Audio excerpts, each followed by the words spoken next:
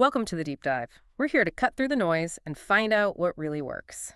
Today, we're digging into how the world's best market players achieve consistent success. Long-term success, our source. Jack Schwager's classic, The Little Book of Market Wizards. It's packed with insights from his talks with trading legends. We want to understand what sets these wizards apart. It's more than just market smarts, right? It seems to be about core principles, a certain mindset.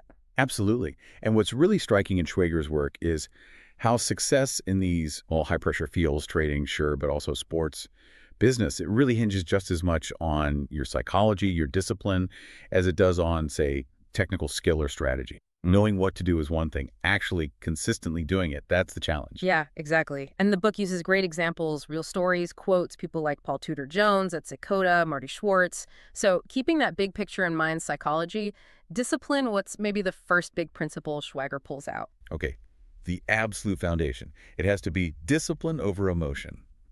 It sounds simple, but it's incredibly hard. These top traders, they deeply understand the market just doesn't care how you feel. Making choices based on fear or greed, well, that almost always leads to trouble. Big trouble. Schwager talks about Paul Tudor Jones, how he built this almost robotic discipline. Jones famously said, losers average losers. He follows his rules, not his gut feeling in the moment. If a trade goes south, he's out. No hesitation.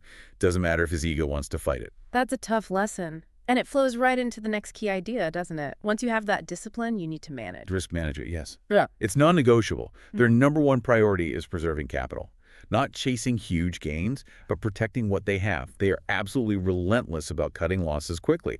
You mentioned Marty Schwartz, an incredible trader. He often said, the first loss is the best loss. He just wouldn't let a losing position spiral. If the market didn't quickly prove him right, he'd exit. So how do they actually do that? What are the mechanics? Well, a couple of key things. Stop losses, for one. These are preset orders. If the price drops to a certain point, boom, you sell automatically. Limits the damage. And also, very careful position sizing. That means figuring out exactly how much money to put into any single trade. The goal is that no single loss can wipe you out or even seriously hurt your overall capital. Okay, so always protect the downside. But markets aren't static, they shift. How do they handle that? This must be adaptability. Right, you can't stand still. The market environment is always changing. These market wizards, they don't rigidly stick to one strategy if it stops working. They have to be flexible, they adjust. They change tactics when the conditions change. Ed Sekoda, for instance, a pioneer in computer-based trading, he was constantly tweaking his systems, always refining based on what the market was actually doing, not just clinging to his original idea as perfect. You adapt or you fade away. That makes sense. And another thing that struck me was how specific they are about their edge and strategy. It's not just a feeling, is it? Not at all. An edge isn't a vague hunch. It's a real statistical advantage, something that, over time, gives them a better than even chance of winning. It could be anything, a unique analysis method, deep insight into market psychology, spotting a pattern others miss. But the key is, they know what their edge is, very clearly, and they stick to it. Apply consistently. They don't just jump around chasing the latest hot tip. And knowing your edge like that, it must require enormous patience. You can't force it, which leads to patience and selectivity, I suppose. Precisely. A lot of their success comes from the trades they don't make. They have this ability to wait for the really good setups, the high probability opportunities where their edge is strong. They don't feel the need to constantly be doing something, chasing every little wiggle in the market. Sometimes the smartest move is just to sit on your hands, conserve your capital, read for the right pitch. Yeah, you get the sense they aren't just resting on their laurels either. They embody continuous learning. Oh, absolutely. Lifelong students. That comes through loud and clear in the book. They're always trying to get better, studying their trades, not just the wins, but really digging into the losses. Why did it happen? How do I avoid that next time?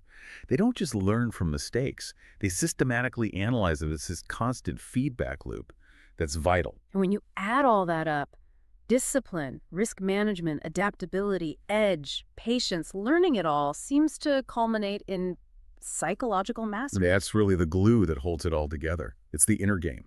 Schwager really emphasizes how crucial mental strength is, handling losses without getting demoralized, staying confident but not arrogant, avoiding that overconfidence trap after a winning streak. It's tough, high-stakes stuff. And what's really interesting is these aren't just rules for trading. They're really principles for clear thinking, for resilience, things that apply way beyond the markets. So for you listening, what's the takeaway? These principles from the market wizards, they're not just trading tactics, they're fundamental lessons. Lessons in discipline, in adapting, in managing risks smartly, and building that mental fortitude. And that applies to, well, almost any challenge you face in life. Yeah, exactly. Maybe the final thought is this. What's your edge?